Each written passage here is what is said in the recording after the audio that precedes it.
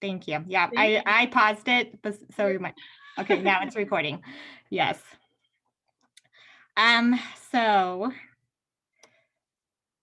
I will put in again the link to this presentation. Don't know everything, and um, with elementary math, but I try to learn a lot. So I also included my email address. So if you have questions later, feel free to email me and ask them, and I will definitely try to find anything that I can look up because I love learning things all the time and learning more about elementary math. So it looks like we have a kind of variety. And the chat, if you haven't yet put what grade you teach or what specialist you are and where you're coming from. So we do, if you work in Olathe, we always do things the Olathe way. So my role is pretty specific on what we are doing in Olathe right now with MTSS math. We are rolling out a new program, and if you're in Olathe, you may not even be using it yet, but we are trying to work more on developing a more systematic system of meeting students where they're at and progressing them through standards. But it's a system that anyone can tailor to their own needs. So I kind of put in my presentation things that anyone could use. If you're a classroom teacher, you can use. Um, you don't have to be a math interventionist, and you do not have to devote your entire day to math interventions in order to meet students' needs and building the foundation. So that's what I kind of titled my presentation, and I will start it up here now. And feel free, I mean, I like discussion. I'm not a huge presenter, so feel free to pop in anytime that you might have a question during this. I kind of just put in things that I've learned along the way, just like the biggest things that are the biggest bang for your buck on elementary math interventions. So maybe switch, hold on. Okay.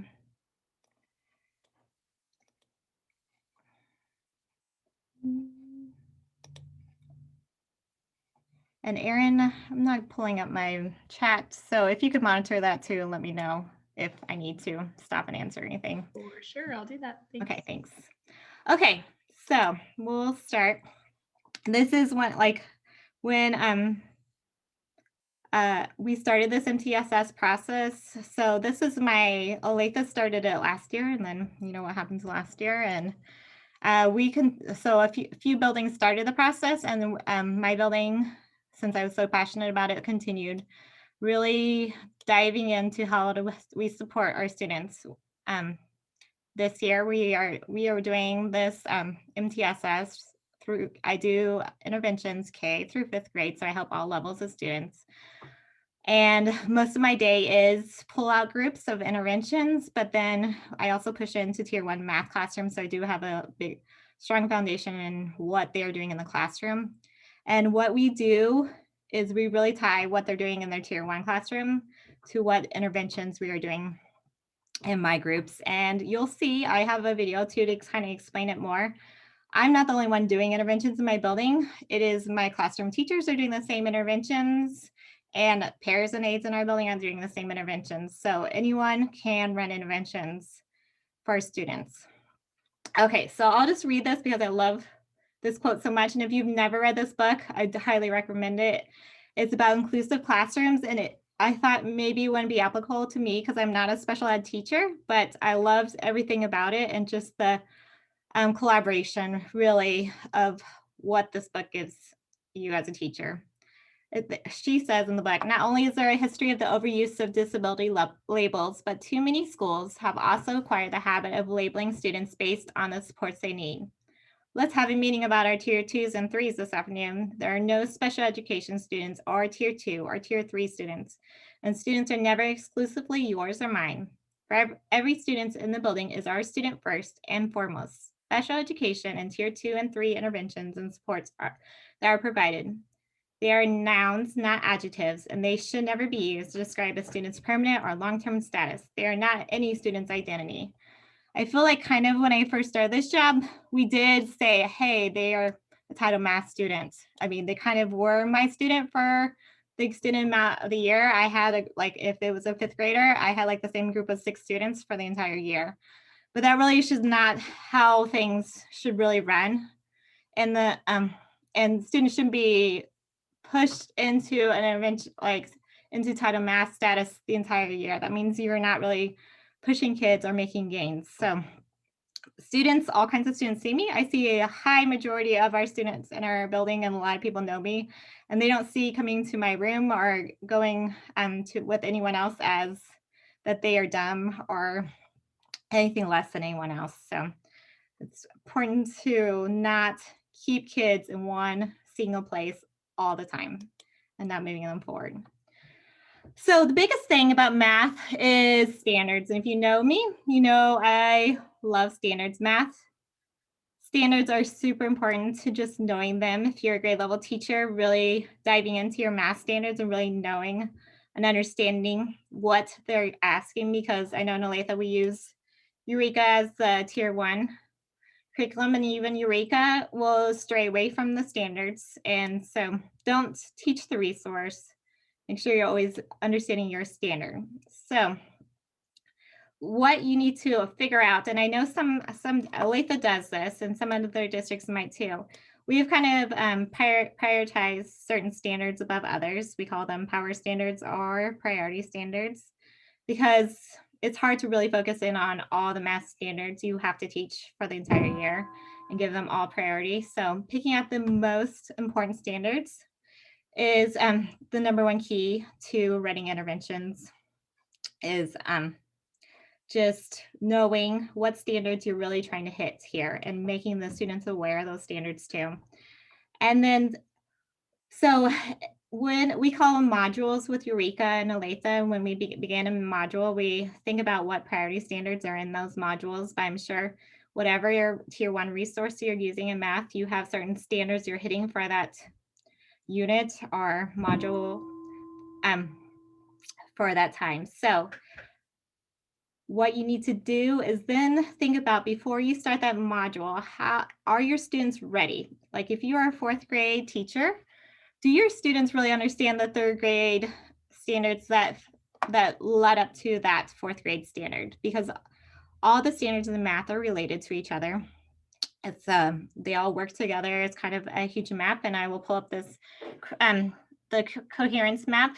Chief of the Corps has a great coherence map on how standards are related to each other. So you need to make sure that your students come with the foundations of what you need to learn from the previous grade level. So hold on, I'm gonna switch to, can you see coherence map now? Just making sure. Zoom sometimes not my friend. Thanks.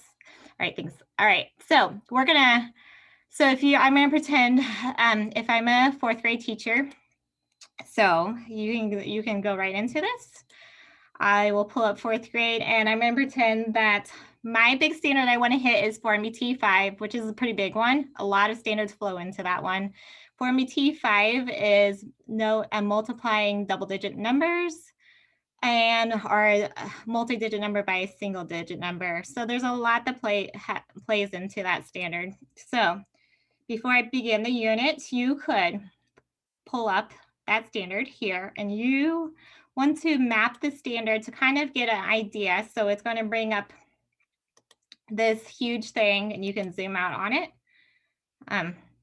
Huge map of where these students are going to go eventually in 5th grade, what those 5th grade teachers are going to do, take that and run with it.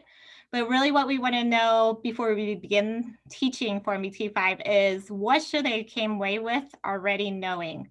A lot of my students in a title school especially, they are going to be missing some of this stuff that they may not have learned fully from 3rd grade, or even fully from 2nd grade, or fully from 1st grade. We can keep mapping back a standard all the way through down to kindergarten, sometimes preschool maps. So my students may just be missing the 4th grade place value standard beginning of the year that we had already taught once. They may just be missing that. They may be missing not being able to fluently multiply and divide yet that they were supposed to learn in 3rd grade. They may be missing like a 2nd grade place value standard. Also, this standard requires adding and subtracting, because when you are adding, mostly when you put multi-digit numbers or multiply multi-digit numbers, you're going to have to add them together, the parts. So you kind of have to do some kind of assessment, not like a formal assessment. It's not going to be a summative assessment. We call these pre-assessments of back standards. So they can be quick checks. My quick checks are usually only like 5 questions long. I just want to know, choosing one of these probably 3rd grade standards, do they have that standard? Like, I think probably they need to know, can they even multiply what 6 times 8 is? Because if they can't do that, they're not going to be very successful multiplying multi-digit numbers. It's going to take them a while each step. So really just doing a quick check.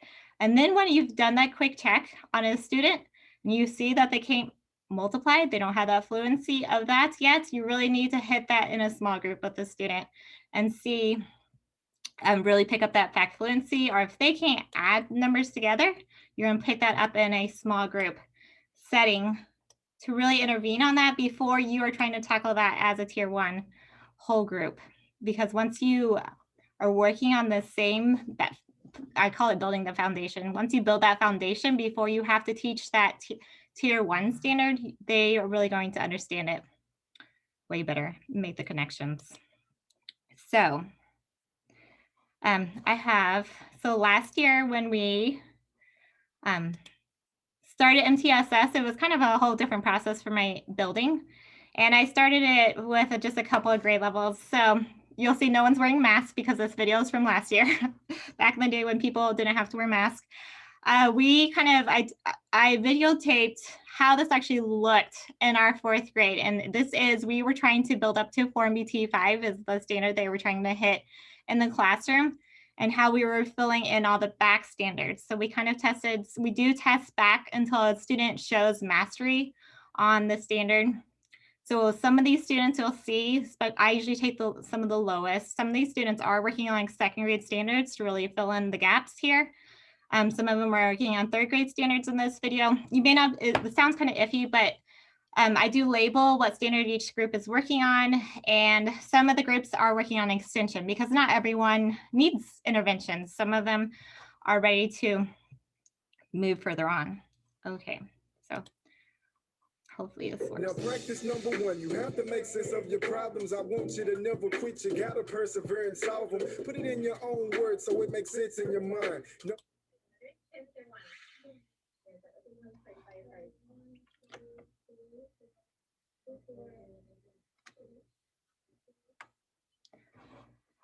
You have more than 10? So what happens? You put them, bundle them up.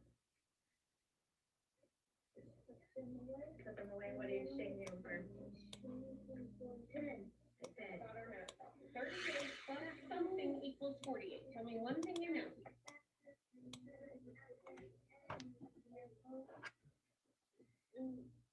Okay, so we know that there's an 8 in our 1 spot, right? Good job. Do you know anything else? What else do we know?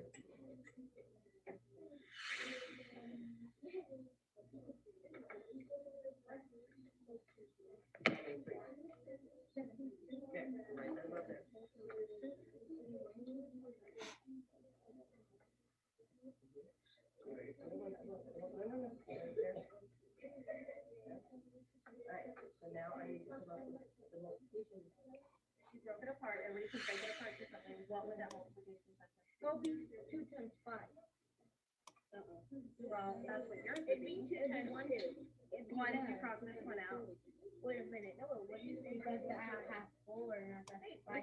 Oh, that's right. You're doing next one, right? Another group of 2. And another group of 2. Yeah, you're doing a great job. Keep going. Keep going.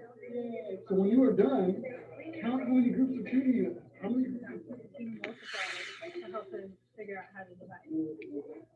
And we have Jacob over here. Jacob, do you want to put in the process? Yeah. got a line down the middle. 10. Okay. 1. Can I be in the 1? So right now, this is only 100 is nothing. But if you have 30, we would. What if I wanted to add 200? Then we would just, this right here. 300.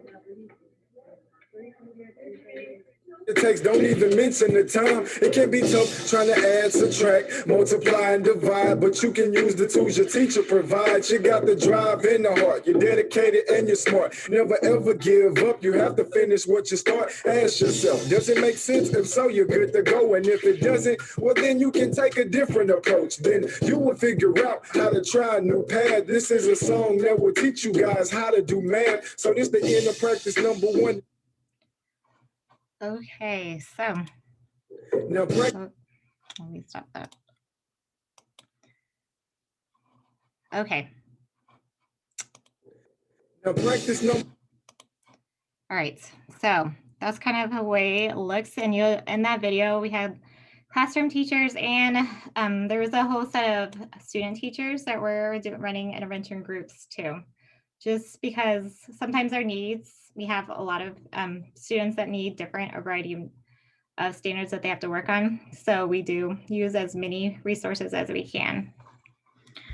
Okay, so feel free to stop and ask anything. I just put a few other things and then I'll kind of stop pretty soon. Small groups and using data, like if you know me also, I love data, and you kind of really have to look at the data in order to even make these groups. You have to know where your students are and keep track of it and move them through. Hamish Brewer saw that too in his schools. I think that's how he made some of the biggest progress, is that they were data driven and that they did a lot of groupings of small groups to remediate enriched students. So that's a good book. So a lot of the next slides are books that I love and are good resources. If you've never read Mathematical Mindsets, it's a great understanding of how a student's brain really works with math. And I love how she says that just because they haven't learned it yet, that their brain cannot develop those connections. Sometimes we think there's no way the student can learn it.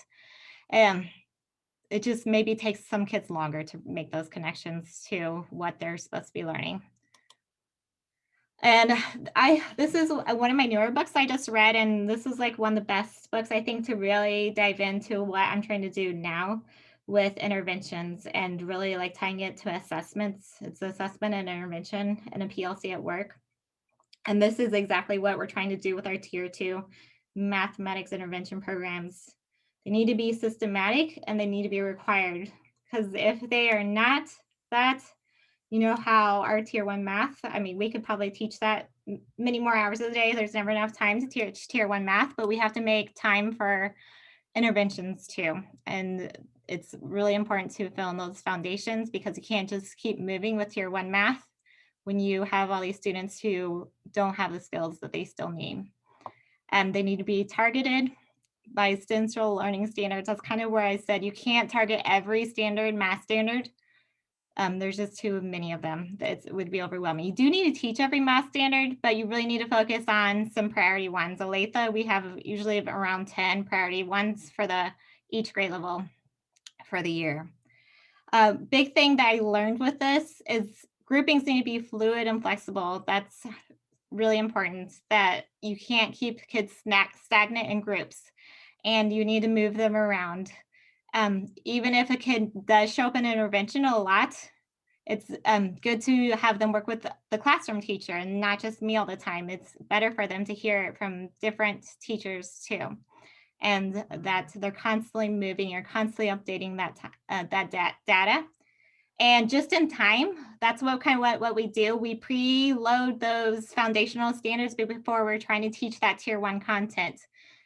Those just in time, that's the time they need it right then. Before, when I started this title math, we kind of just did our own standards. We didn't really care about what they were doing in the classroom. We had our own set of standards we were trying to work through, which is great, but the students never felt the accomplishment back in the classroom. And now, like when they might be a fifth grader and we might be doing 3 and F1 to just learn fractions, but they kind of feel the success when they go back in the classroom and they're being asked to divide by fractions. They can feel more successful because what we're doing in my intervention is going to help them some in their classroom, and they feel more success this way. And just proven to show evidence of student learning that you are watching that data. So I feel like that's a good book if you have not read it about this. This is also, I read this book this summer. This is also a really good book and it's pretty new too, Making Sense of Mathematics for Teaching the Small Group. There's a lot of great videos where you can actually see her pulling small groups and how she really works on instructing students in a small group setting. So I think, I mean, like when I first started teaching, I don't think I really knew how to support kids in a math small group and really what to work with them on. So this really gives great examples and really a lot of discourse among the students in your small group, like them talking to each other is very powerful too, and not just you doing all the talking. This is kind of an old book, but having SMART goals, always having your goals being having goals for your students and that they're strategic and specific, measurable, attainable, and time bound. So some of that, the assessment intervention books talks about that, those SMART goals too.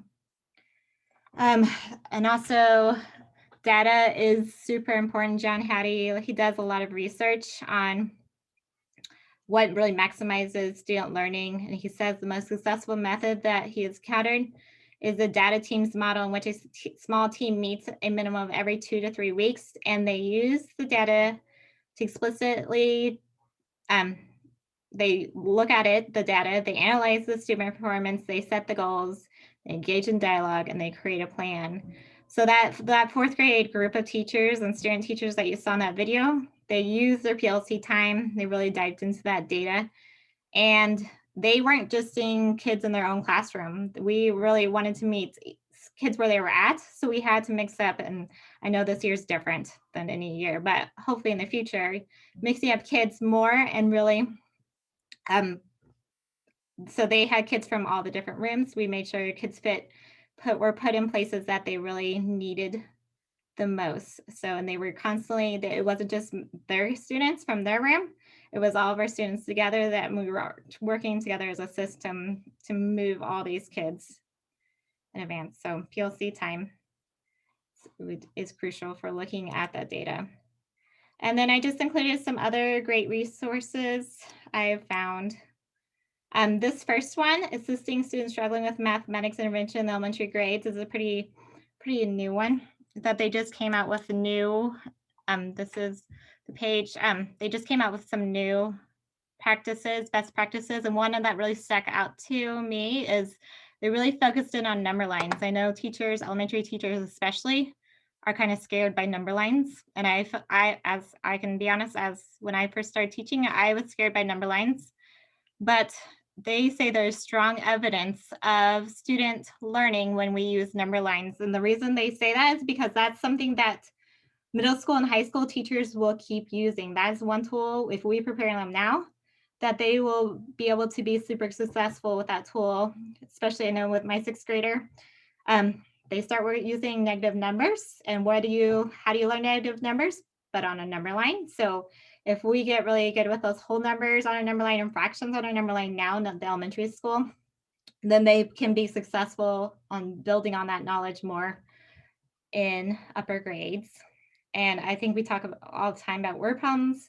Timed activities is a big one. Like time tasks kind of went away, but they're coming back saying that it is important for our students to build math fluency with time tests and how that looks.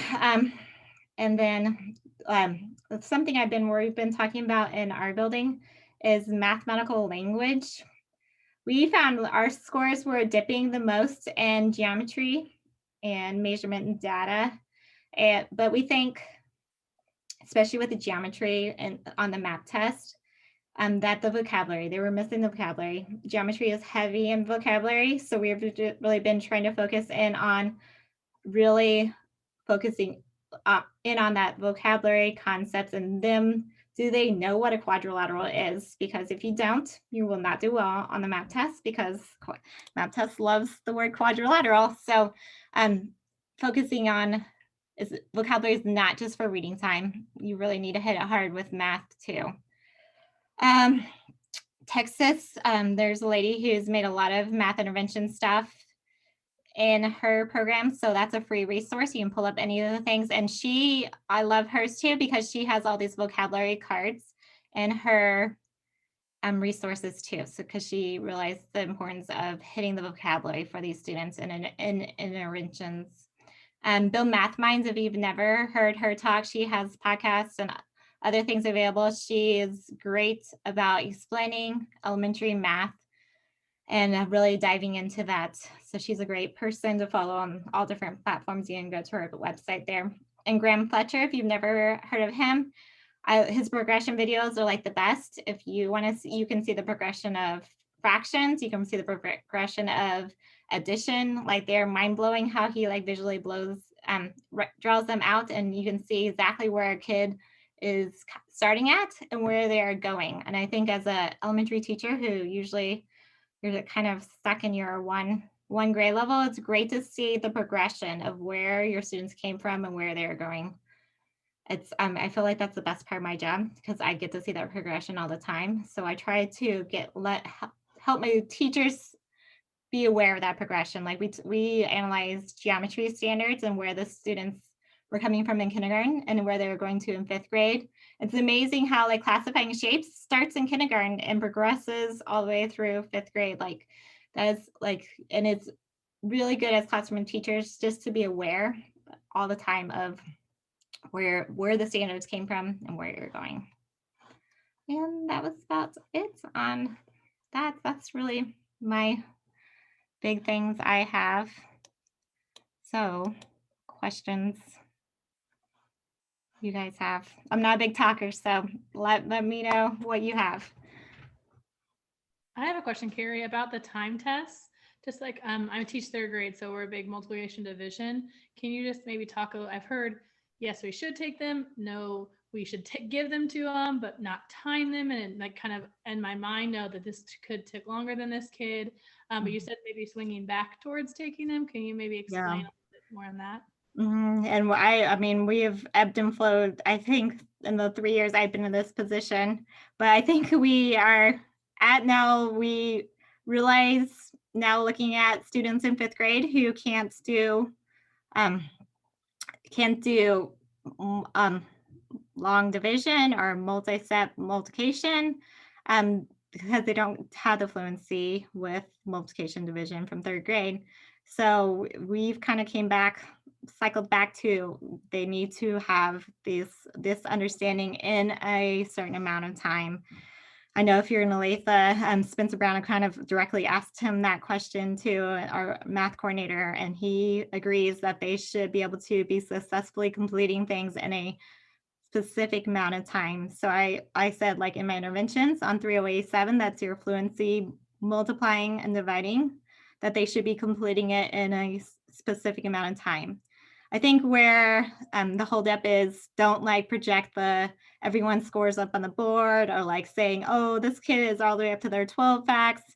I think that you really want to have a student just focusing on themselves and them progressing, making themselves better each time. So, but yes, to time them, but for them to be tracking their own progression.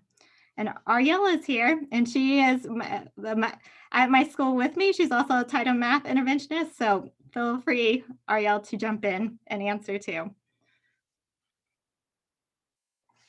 One thing we did do, maybe this is kind of what you just said, where they kind of were making a goal for themselves with their time test. I would have a timer on the board, but it would be counting up instead of down.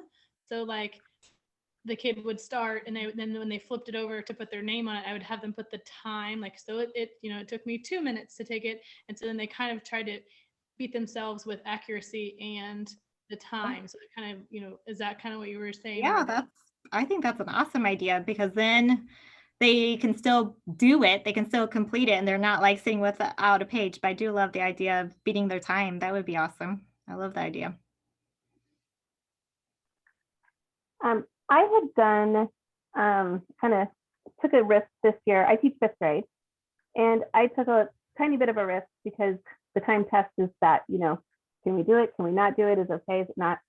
And with the kids missing all of 4th quarter last year, and then coming in and knowing how important those multiplication facts are in 5th grade, I kind of went out on a limb this year and I pulled out my multiplication karate from when I taught 3rd grade and told the kids, hey guys, let's just take a second and make sure that we are on track for 5th grade, and just kind of presented it as, just make sure we're in a good space.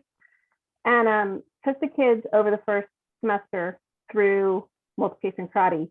And I made little folders for them that they tracked their own progress. And so it wasn't, the bulletin board and stuff like that. It was individual and private.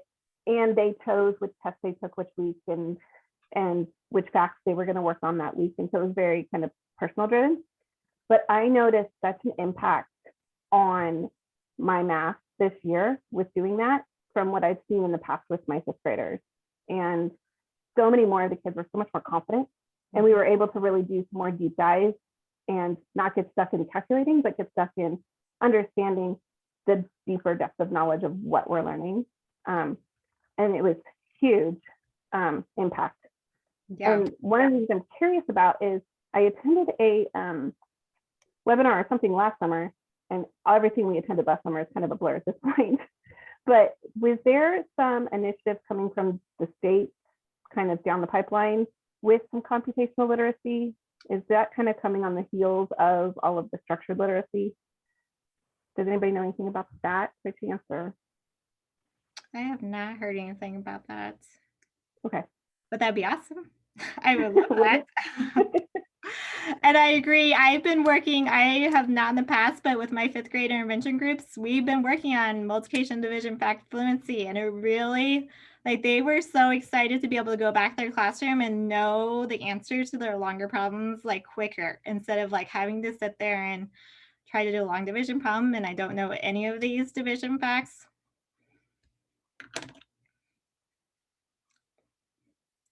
So, anything else? I have a question for you.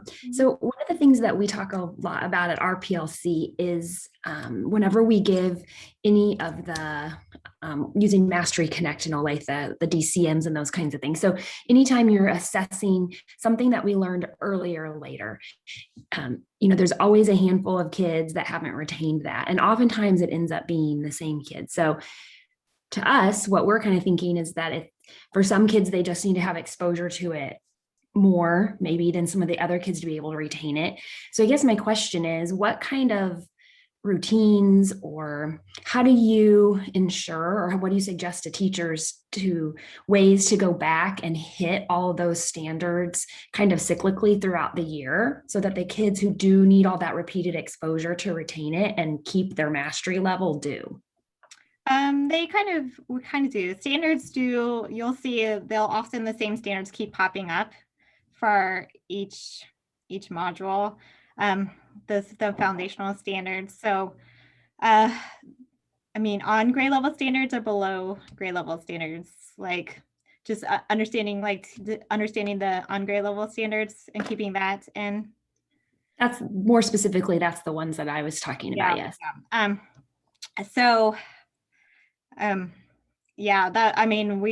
We do see that a lot, especially our third grade standards that we kind of don't, they kind of keep popping up, the multiplication and division over and over. And I don't know, Ariel, do you have a good answer on we do see that happen, kids pop up too.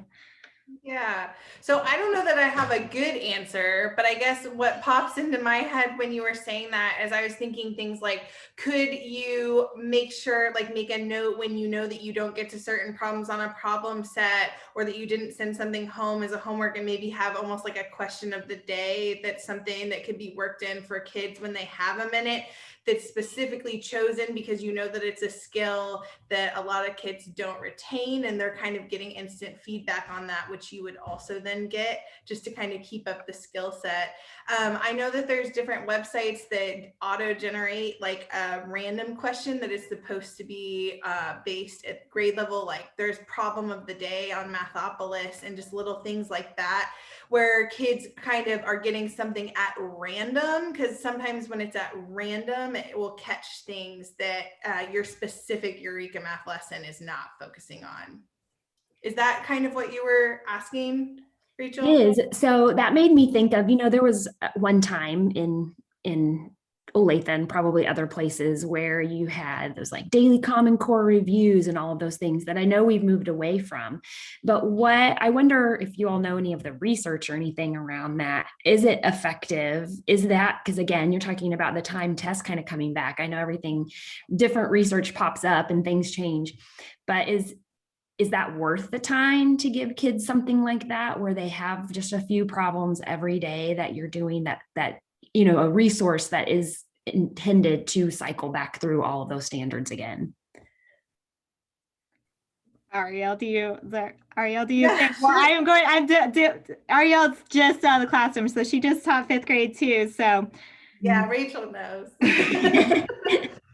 Well, I'm not going to speak to research because I don't have anything in front of me to quote or anything like that. But in my personal opinion, it is totally worth it.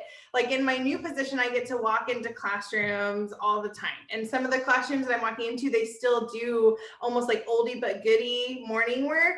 And a lot of times it will kind of still be on their desk when I come in the morning, and I catch this super easy mistake that I could literally in 15 seconds just go kind of have a private chat with a kid.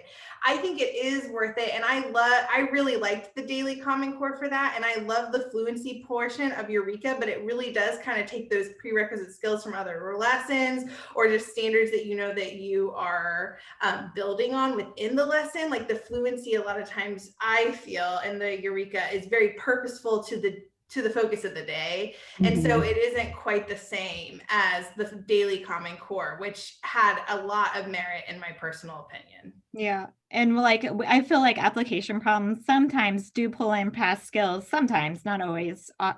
And it's kind of what we talked about with our building, because we were getting low scores in geometry, that we do need to talk about this all the time. We can't just talk about it during those modules. Like needs to be a conversation that happens all the time in those classrooms. So we did kind of we just kind of left it open to the teachers on how can you integrate this in small bits of time. And they're usually using like geometry is pretty easy. So they're using specials teachers to integrate that. So art, music, PE, library are trying to integrate their standards into their special classes too. I know like they just asked me for pattern blocks because they're going to do like transformations in art class and in their drawings and stuff. So I think it is beneficial to not let some of that stuff go. And I know when I pitch into tier 1 classrooms sometimes, and I know specific kids need a certain skill, like in their like small transition periods, I'll put a problem that they know that they need to work on still on their desk and like solve this within the few minutes. So I do think bringing some of that stuff up constantly helps. And I know like place value is often talked about at the beginning of the year, but it's a skill that often kids don't fully grasp the concept. So it's not bad to keep bringing that up in a few small chunks of time of just really understanding the place value. We kind of talked about Eureka, our tier 1 curriculum sometimes doesn't make the connections well. Like when we talked about number lines, they don't make the connections well. Number lines is used like by itself, but you can use that with area model and other things. So just constantly finding those ways to really thinking outside the resource and really understanding the standards that you need and how you can pull in more. So especially those standards you want to hit the most in your grade level. Yeah, bring them up as much as you can fit them in, I think, if you needed to do it for your whole class or if you just know that a group of students need it. So I think. Those are great ideas. Thank you. You got my wheels spinning too. Yeah, Rachel, I was going to say we this year were really purposeful about picking and choosing which of the fluency activities we did with Eureka, and we would cut some because we knew our third graders had missed a ton of data from second grade at the end of the year last year. And I'm off the top of my head, it just completely blanked.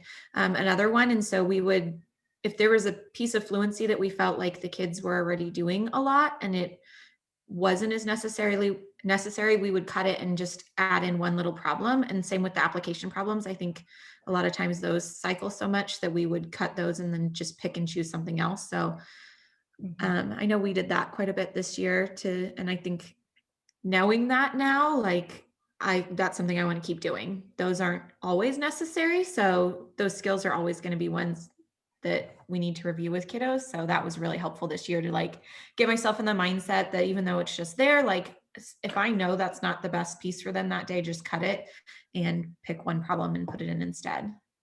Yeah, I think that was helpful that we kind of focused in on this year what skills we're missing from the previous years. Often, like as grade level teachers, we don't think about those skills. We've kind of had to this year. We had to focus in on especially fourth quarter skills that we're missing. I know our third grade teachers have tried to fit in money every now and then into lessons because if you're a third grade teacher, FYI, money only comes up in second grade and they don't do it ever again. So it would be beneficial to hit that again sometime if you can fit it into third grade too, because most of our kids, especially the kids we see, one time and done with like a certain concept is not enough for students. They need to see it multiple times again and again. I teach fifth grade and I also find that they don't know money still. So I usually fit like at least one day of some kind of a money lesson in. Yeah, I try to preach money all the time because those poor second grade teachers are the only ones who get it. So if anyone other grade levels want to help them out, they would love you probably. So I have a couple questions, and I know that Olathe has Mastery Connect now, so I know you can use that, but like maybe before that, or you may still use something else. What do you use for like tracking what you're doing and like progress monitoring? Because I know Spring Hill is they're adding a math interventionist to every building. And I think that's one piece that we've talked about is like, what is our system going to be to make sure that we're meeting those needs of the kids? What are the needs of the kids? And then progress monitoring to show growth. Like, I don't know if you have any advice. Yeah, so Olathe always does it our own way. So before this, we had the Olathe way of progress monitoring too. We had made all of our own quizzes before this, and tracking it was not very pretty either. I had a ton of Excel sheets, which I kind of use Excel sheets now because if Mastery Connect doesn't give me the data like I like it. I like to organize kids by standards. So we do track a lot, like my Excel sheets. I could probably bring up one right now. My Excel sheets are red, yellow, green, tracking data. I don't have, hold on a second.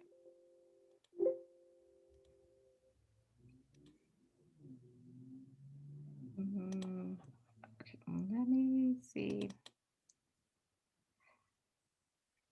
That's not good. We did also, there are some free resources on progress monitors out there. But there's not a lot of good stuff that I would say are great. So let's share this. I'll just see. I'll delete off the kids' names. Okay.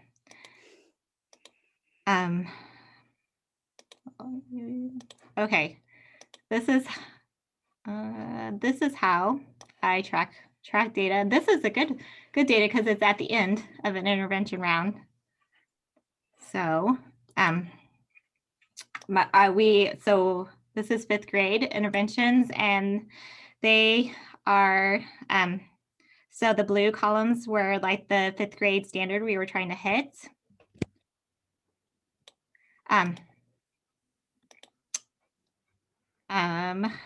And then the back standards from that. So you'll see like 5 MBT 5, they needed to hit 5 MBT. Some of our kids needed to hit the 5th grade place value again. Some of them needed to hit 4.5, 6, which is multiplying a whole digit by a fraction, and then some other 4th grade standards past that.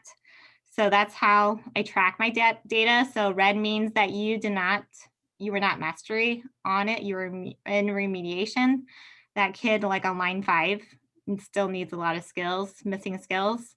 Yellow means they're coming near mastery, and then green is mastery level. So even if I didn't have Mastery Connect, I would still kind of use this system. But then there's not a lot of, like, you kind of have to find progress monitors, and progress monitors, don't make them lengthy.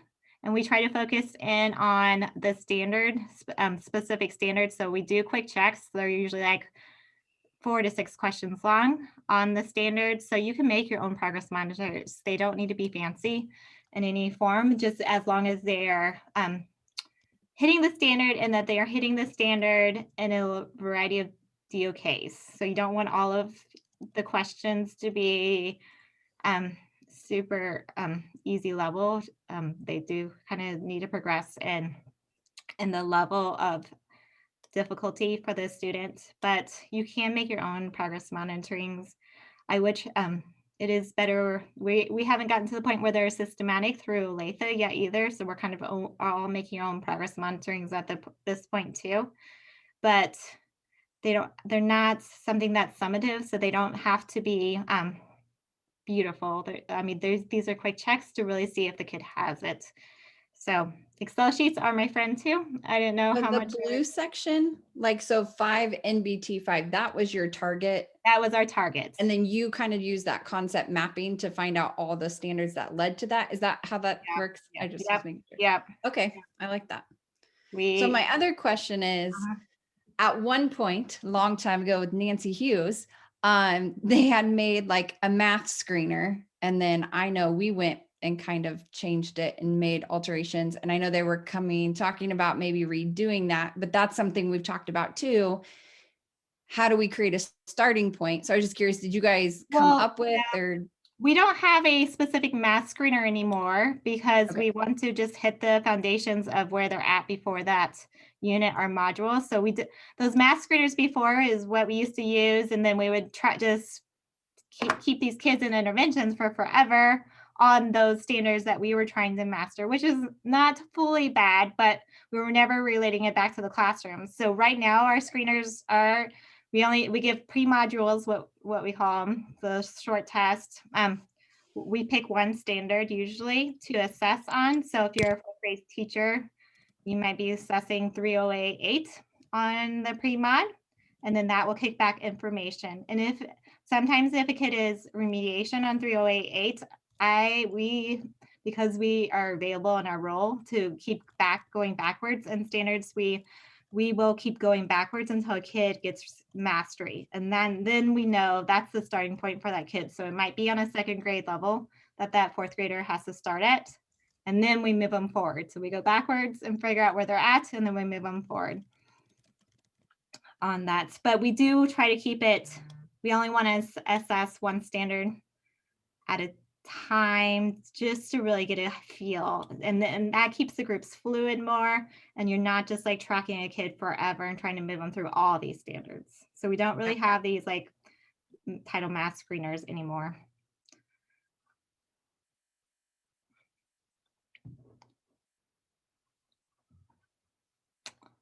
It's good questions, but hopefully your math interventionists love Excel, because I didn't know how much I would use Excel in my life until I got this job.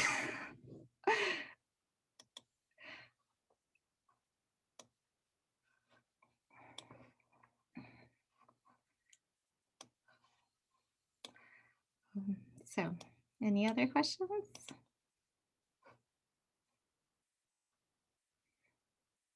So yeah, the spreadsheets I keep them pretty easy, simple. I mean, they're easy to fill out because I just want a quick glance at where kids are sitting, and I want them lined up. Like, so that's how we make groups. We line them up by who needs what. So I like to rearrange them and move them in and out of groups by where they're sitting at on how far back on standards they need. Yeah, but if you have never played around with Achieve the Core, that's the best place to see the whole like mapped out. And you can go, there's no right or wrong way with the map. Like you can go 1,000 different directions through it. But if you're meeting the students' needs, I feel like there's no wrong answer to that.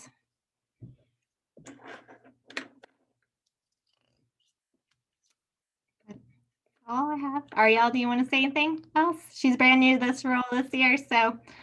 I'm lucky enough to get to learn from her all the time live in person, and she is a master at spreadsheets and all things Excel for sure. I guess I would just add that I love looking at all the back standards, which is something that the new pilot program and Rolling Ridge that only a few schools are lucky enough to be currently doing, and Rolling Ridge where we work is one of them. But looking at the back standards and then grouping kids fluidly based on that, and this kind of just restating what she already said, but using pre-modules has been really great because then instead of having these kids that we know are always in group, it's very fluid. There's a couple kids that I saw for an intervention because it did show up in a pre-module that I've never seen again, because really the only standards that they needed an intervention in were some, not all. And so that's been great because you kind of spread the love by getting more kids and meeting more needs more holistically when you're testing for specific back standards, rather than just a fourth grade screener that might keep a kid in a group all the time, which is great for that kid, but doesn't really spread the joy of getting other kids into other groups that are best suited for them. So I really love that. And that her Excel spreadsheet shows that really, really well. Yeah, we have 1,000 of them. So every time we start a new module, we make a new Excel sheet for that module. So every time, and it does feel like sometimes a lot of testing. We do a lot of testing, but they're quick and they don't take a lot of time. Like the kids never feel like it's overwhelming to them because it's like 5 questions long. But it is important to constantly be getting that data, or you kind of just become stagnant. I feel like kind of always at a like we need to keep moving pace so that we don't stay stagnant on reaching kids.